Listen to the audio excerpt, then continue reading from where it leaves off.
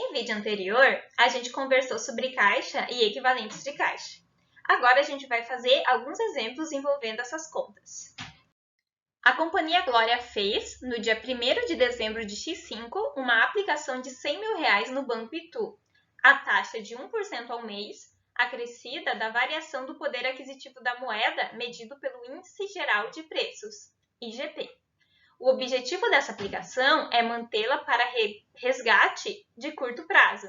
Então, repare aqui, a gente tem o caso de uma empresa que, 1º de dezembro, ela fez uma aplicação financeira. Essa aplicação promete uma remuneração de 1% ao mês e mais a correção pela inflação medida pelo IGP. Então, aqui a gente pode dizer que essa aplicação tem uma taxa pós-fixada, porque uma parte da remuneração é fixa de 1% e a outra parte da remuneração é variável e é medida pelo IGP.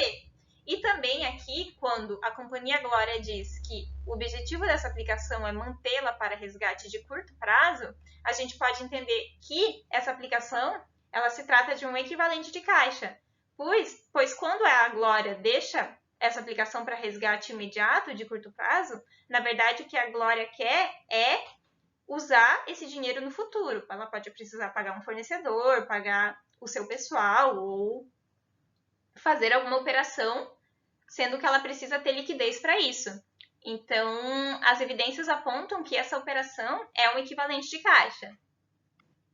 Aqui, a gente vai precisar calcular o rendimento ganho pela empresa até 31 de dezembro de 2005, para que no fechamento do balanço patrimonial, em dezembro, essa operação apareça pelo valor atualizado. Então, aqui a Glória já está chegando no final do ano e ela precisa fechar as suas demonstrações contábeis. E vamos assumir aqui que a inflação de dezembro tenha sido de 2%. Considerando isso, então, a gente tem informações suficientes para calcular o reconhecimento da aplicação e os rendimentos que a Glória obteve neste mês.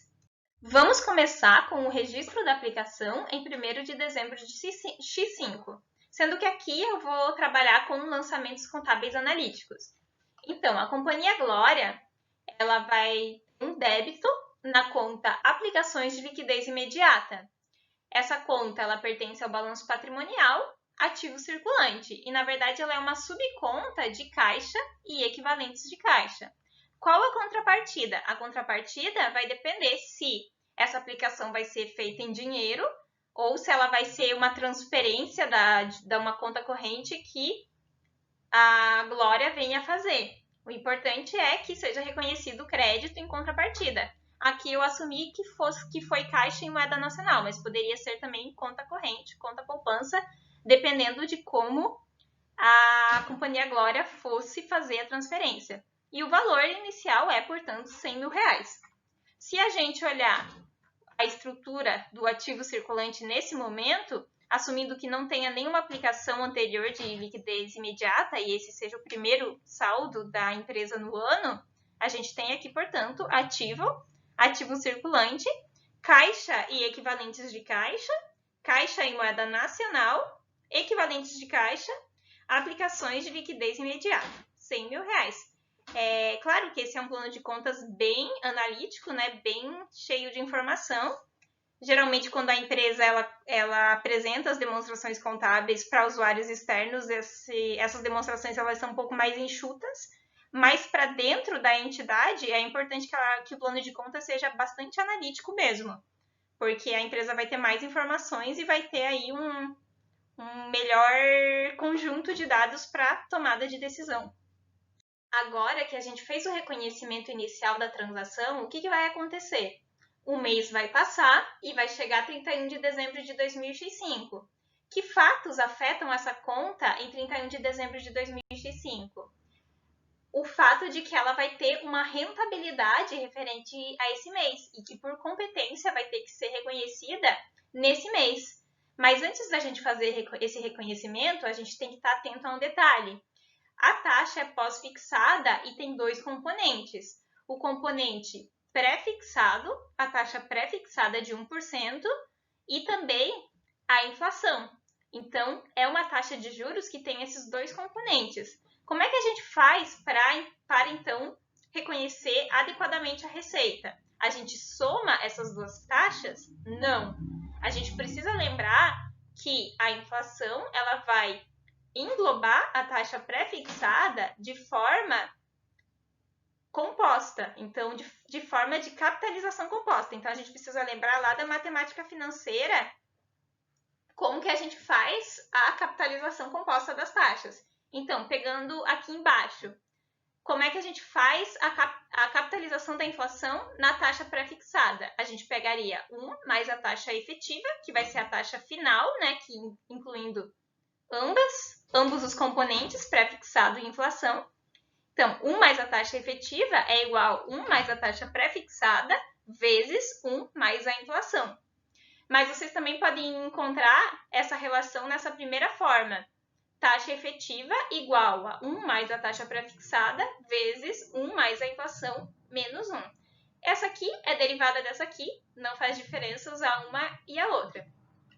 Substituindo os valores, a gente vai ter uma taxa efetiva de 1 mais 0,01, que é a nossa taxa pré-fixada, vezes 1 mais 0,02, que é a nossa inflação de dezembro, menos 1, isso vai resultar 0,0302, ou 3,2% ao mês. Ou seja, a empresa, em dezembro, ela teve um rendimento, uma receita de 1%, mas como essa aplicação ela faz o ajuste monetário do período, incluindo-se esse ajuste monetário, a taxa é de 3,02%. Calculando, então, 3,02% de 100 mil, a gente tem 3.020. Essa foi a receita de dezembro da Companhia Glória. Agora, o que dessa receita é referente a juros pré-fixados e o que é referente à inflação? Bem, os juros pré-fixados são de 1%, então 1% de 100 mil vai dar R$1.000. Consequentemente, os juros pós-fixados, que são aqueles referentes à correção monetária, vão ser a diferença de R$2.020. Trabalhando isso de forma segregada, então a gente tem aplicação em 1 de dezembro de X5 de R$100 mil, aplicando sobre ela 1% ao mês, a gente tem um rendimento fixo de R$1.000. Quando a gente soma em 31 de dezembro de 2005, a gente vai ter R$101 mil nessa aplicação antes da inflação. Então, esse seria o resultado antes da inflação. Aplicando a inflação acumulada em 2 de dezembro, então 2% de R$101 mil é R$2.020. No final, em 31 de dezembro de 2005, após o ajuste monetário, a aplicação vai ser de R$103.020. E somando esses dois, o rendimento total vai ser R$3.020. Sendo que a gente reconhece, de fato, o juro fixo, então a aplicação fixa, por quê? Porque a gente está trabalhando com capitalização composta. Então, a gente fez a aplicação de 100 mil no começo do mês. Ao longo do mês, foi capitalizado, foi incorporado a esses 100 mil 1% de juros. Chegou no final do mês, a empresa tinha R$101 mil. E ao final do mês vai sair o resultado da inflação acumulada em dezembro. Então, ao final do mês, saindo o resultado da inflação, a empresa precisa reconhecer a correção monetária da inflação sobre o valor já capitalizado, que é R$101 mil. Agora a gente consegue fazer o registro da receita financeira auferida pela Glória S.A. em dezembro de 2005. Então, a gente sabe que a receita foi de R$3.020.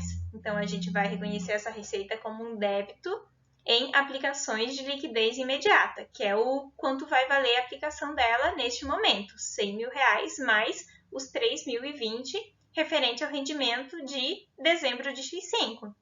As contrapartidas vão ser em receitas financeiras. Só que aqui convém a gente separar a receita financeira que veio da taxa pré-fixada daquela receita financeira que veio da inflação. Isso porque a correção monetária, por mais que ela seja reconhecida como uma receita de variação monetária, a correção monetária ela é mais um ajuste do valor da moeda. Em outras palavras, se a empresa tivesse ganho só o 1% acima dos 100 mil reais e sabendo-se que foi 2% a variação monetária, na verdade a companhia Glória teria perdido dinheiro com esse investimento, porque a taxa que ela teria oferido seria menor que a inflação. É só a gente pensar, 1% de receita de taxa pré-fixada e 2% foi a inflação. Então, em termos de poder de compra, a companhia Glória não teria ganho nem para compensar a inflação e teria sido um investimento que não teria valido a pena, seria um investimento ruim. Então, o que a instituição financeira que vendeu essa aplicação para a Glória fez? Ela fez o ajuste da moeda para assegurar que a Glória de fato ganharia juros de R$1.000 aqui. Então, para assegurar a companhia Glória de que os juros auferidos por ela seriam de 1% sobre a aplicação, ela fez o ajuste monetário, ou o ajuste no poder de compra da moeda em R$2.020. Então, a companhia Glória de fato teve uma receita de R$100 mil. Por quê? Porque teve correção monetária no investimento dela. Então, por isso que é interessante fazer o reconhecimento separado dos dois componentes, das duas receitas, para a gente saber o que foi de fato receita referente ao rendimento da aplicação e aquilo que foi, na verdade, uma atualização monetária por conta da perda do poder de compra que aconteceu em dezembro. Quando a gente olha a estrutura do balanço patrimonial da parte de caixa e equivalentes de caixa, então a gente tem uma aplicação de liquidez imediata que era de R$100 mil e agora aumentou para R$103.020, ou seja, somando-se a receita obtida em dezembro. E quando a gente olha os lançamentos feitos na demonstração do resultado do exercício, então receitas financeiras, a estrutura da DRE fica dessa forma. Então aqui também, cortando a DRE só para a parte das receitas financeiras. Então a gente separou a receita de juros da receita de variação monetária.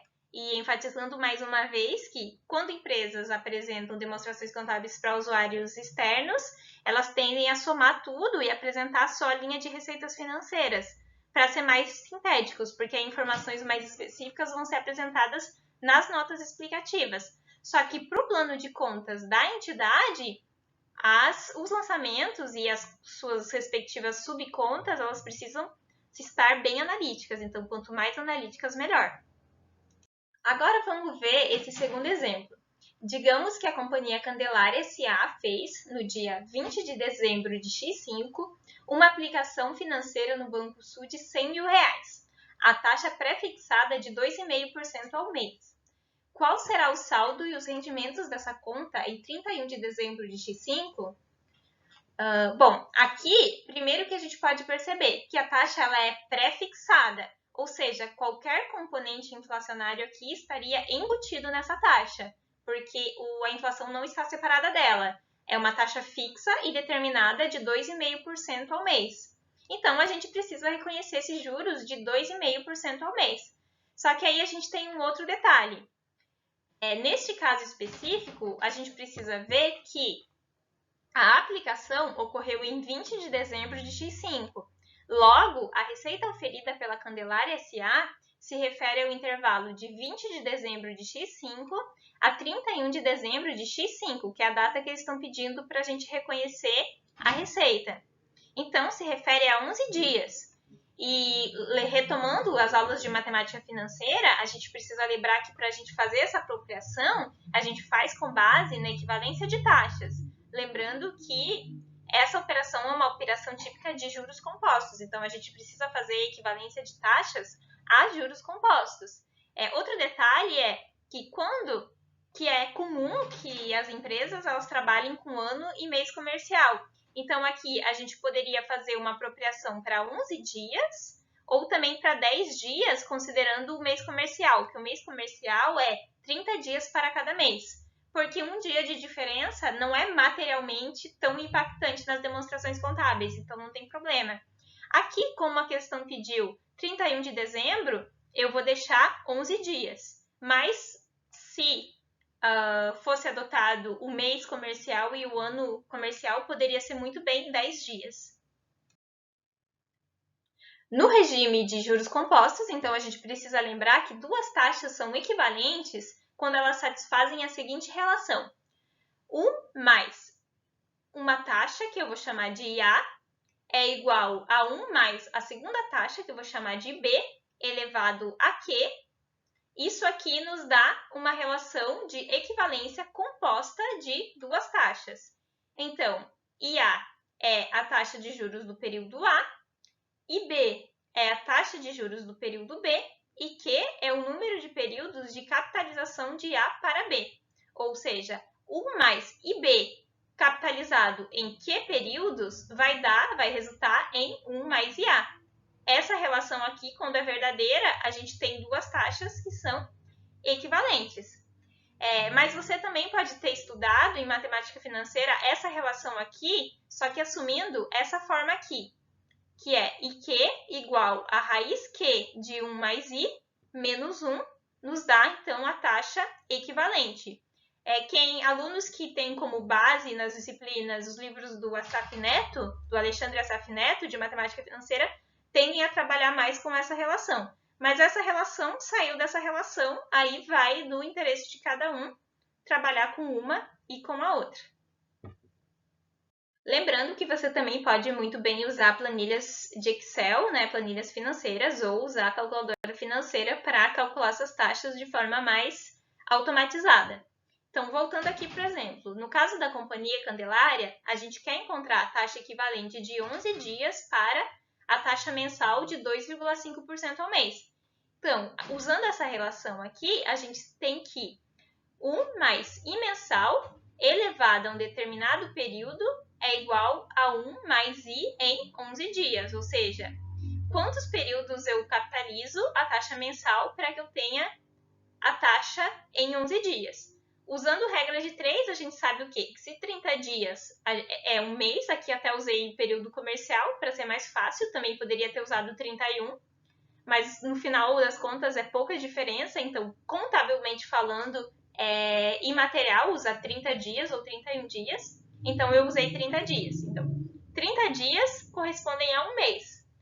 11 dias corresponde a quantos meses? Então, corresponde a 11 dividido por 30 meses. Aqui a gente podia ter feito a divisão direta, eu vou usar a fração aqui para fins didáticos. Então, 1 mais I mensal elevado a 11 de 30 é igual a 1 mais I em 11 dias. Então, 1 mais I em 11 dias, capitalizado em um período, vai dar 1 mais I mensal capitalizado em 11 de 30 períodos. Por quê? Porque aqui a gente tem um dia, aqui a gente tem 11 de 30 dias. Então, trabalhando isso aqui, 1 mais 0,025, que é a nossa taxa mensal, elevado a 11 de 30, 11 dividido por 30, é igual a 1 mais I de 11 dias. 1,025 elevado a 11 dividido por 30 é igual a 1 mais I de 11 dias. Isso aqui dá 1,0091 igual a 1 mais I em 11 dias. Isso aqui está somando, passamos diminuindo. 1,0091 menos 1 é igual à taxa, ao I, de 11 dias. Portanto, a taxa de 11 dias é igual a 0,0091 ou 0,91% em 11 dias. Ou seja, a taxa de 2,5% ao mês é equivalente a 0,91% em 11 dias, ou uma taxa de 0,91% em 11 dias é equivalente à taxa de 2,5% ao mês. Ou seja, se essa aplicação aqui, que rendeu 2,5% ao mês, mas aqui ela só foi rendendo durante 11 dias, ela rendeu 0,91% nesses 11 dias. Aqui, então, só basta calcular. 100.000 vezes 0,91% dá 910. 910 foi o rendimento dessa aplicação em 11 dias. Então, ao final do mês, em 31 de dezembro, a empresa vai ter 100.000 mais 910, 100.910. Comparando aqui as estruturas das demonstrações contábeis, em 20 de dezembro de X5, a gente vai ter uma aplicação de liquidez imediata de 100 mil. E lá em 31 de dezembro de 2005, após a gente reconhecer essa receita com a aplicação de liquidez imediata passa a ser de 100.910, porque aí a gente vai adicionar, a gente vai debitar os 910 referente à receita com o rendimento dessa aplicação. Fazendo o registro contábil, então, a gente tem débito em aplicações de liquidez imediata lá no ativo circulante de R$ 910, em contrapartida da receita de juros na DRE. E a estrutura da DRE, na parte de receitas financeiras, a gente tem, portanto, uma receita de juros de R$ 910.